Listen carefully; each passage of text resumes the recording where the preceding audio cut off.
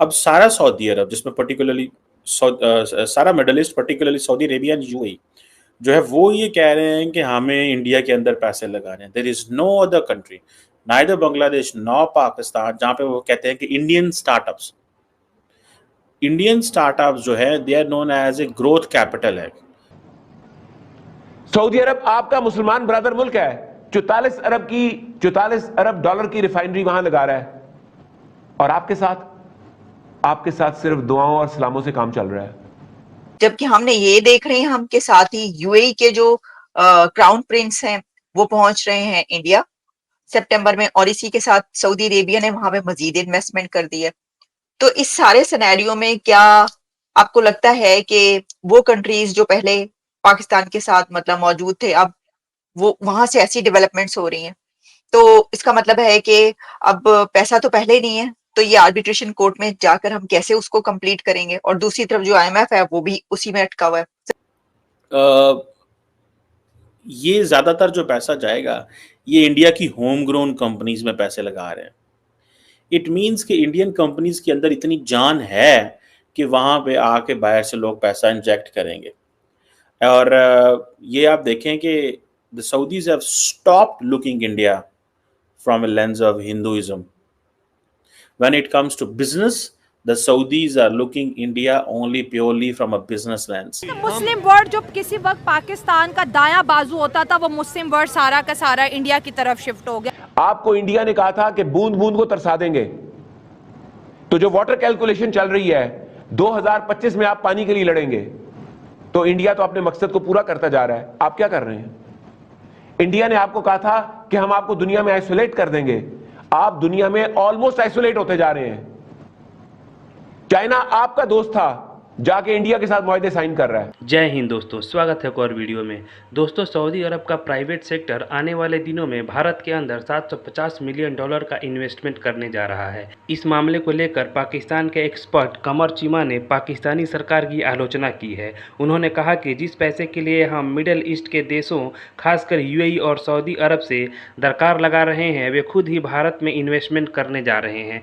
कमर चीमा ने कहा कि किसी देश से पैसा मांगना और कोई देश खुद ही आकर इन्वेस्टमेंट करे, दोनों में बड़ा फर्क है। कमर चीमा ने कहा कि मिडिल ईस्ट के देश आज भारतीय कंपनियों की ताकत को समझ रहे हैं। ये पैसे भारत बेस्ड कंपनियों में लगाए जाएंगे। इससे साफ हो जाता है कि भारतीय कंपनियों में इतनी ताकत है कि वे फ़ायदा दे सकती हैं। उन्होंने कहा कि पाकिस्तान पिछले 77 सालों से सऊदी अरब और यूएई में जाकर कहता रहा कि अरे वे हिंदू हैं, कश्मीर में मुसलमानों के साथ ज्यादती कर रहे हैं, हम मुस्लिम देश हैं। इसके बावजूद सऊदी अरब ये सब सुनने को तैयार नहीं है। सऊदी अरब न तो पाकिस्तान में पैसा लगा रहा, न ही बांग्लादेश में। सऊदी का साफ कहना है कि जहां फ़ायदा होगा वहां पैसा लगाएंगे। इसी बीच एक और खबर मिली है कि अबू धाबी के क्राउन प्रिंस खालिद बिन मोहम्मद बिन जायद अल नहयान अगले महीने भारत की यात्रा पर होंगे। नहयान संयुक्त अरब अमीरात के अगले नेतृत्व के दावेदार हैं। वह भारत और यूएई के बीच व्यापार और रणनीतिक संबंधों को मजबूत करने की दिशा में बातचीत करने के लिए अगले महीने भारत आ रहे हैं। दोस्तों, पाकिस्तान ने काफ़ी कोशिश की कि हम इंटरनेशनल इन्वेस्टर्स को कन्विंस करें, पर्टिकुलरली अरब वर्ल्ड के ममालिक को। अब सऊदी अरब जो है वहाँ पे एक asset manager heads financial private capital group है, जो कि इंडिया के अंदर तकरीबन जो है 750 मिलियन के जो फंड्स हैं वो लेके आ रहा है। ये देखें, एक होता है कि आपको जा के कन्विंस करना पड़े, एक होता है कि आप कंपनीज खुद ही फैसला करें, और ये मैं बेंगलुरु के अंदर इन्वेस्टमेंट कर रहे हैं।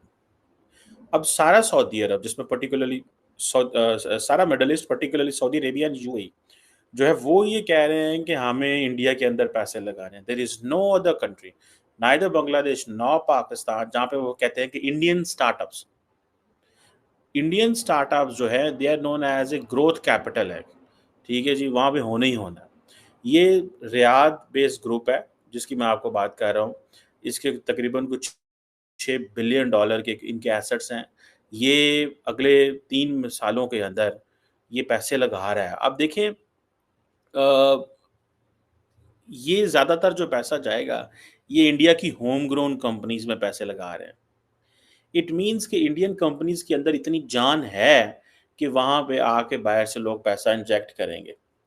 और ये आप देखें कि the Saudis have stopped looking India from a lens of Hinduism.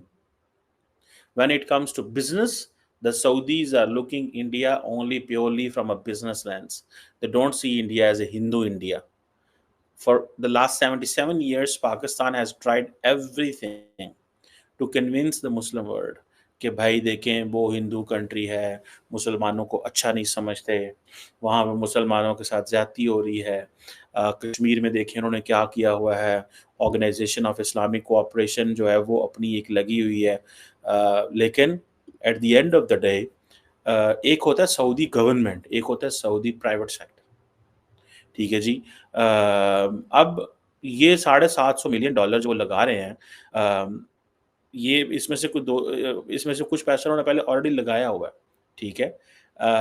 और टोटल $1 बिलियन है, लेकिन कुछ 350 मिलियन जो है वो इंडिया की प्राइवेट इक्विटी कंपनीज के अंदर लगाएंगे. ठीक है जी.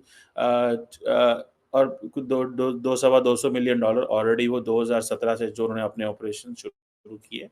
सो ये 750 मिलियन मतलब एक हफ्ते में इतना पैसा आ रहा है. So why are they coming? It's only the opportunity. आजकल हमारी इकोनॉमी वैसे भी डेप पे चल रही है. इनकी economic day by day growth कर रही है, और जो मुस्लिम कंट्रीज़ भी है तो सिर्फ मुस्लिम के नाम पर तो इन्वेस्टमेंट नहीं करना है. इन लोगों ने ग्रोथ देखनी है, जहाँ पर अच्छी ग्रोथ हो, IT डेवलपमेंट हो, ग्रोथ हो, और यहाँ पर अच्छी इकोनॉमी हो. दुनिया के तमाम इन्वेस्टर जो अभी इंडिया की तरफ मूव हो रहे हैं, और जहाँ देखें जहाँ पर हमारी यूथ ये डिमांड कर रही है कि हमें इंडिया के वैसे दें, हम इंडिया जाना चाहते हैं. और इवन पाकिस्तान नहीं बल्कि पूरी दुनिया के जो स्टूडेंट हैं, यूथ हैं, वो इंडिया की तरफ मूव हो रहे हैं, क्योंकि इनको मतलब पता है पाकिस्तानी स्टूडेंट भी इंडिया का वीजा डिमांड कर रहे हैं. डिमांड कर रहे हैं, क्योंकि वो इनको पता है अभी डे बाय डे उनकी ग्रोथ बढ़ती जा रही है, और हमारे डे बाय डे ग्रोथ नीचे डाउन होती जा रही है. तो हम दुनिया में तो छोड़ो, हम मुस्लिम कंट्री में भी हमारा ये हाल है. और इवन हमारे साथ जो साउथ एशिया में हम इंक्लूड आ रहे हैं, साउथ एशिया की 7 कंट्रीज़ में एक भी कंट्री हमें लेफ्ट नहीं करती है.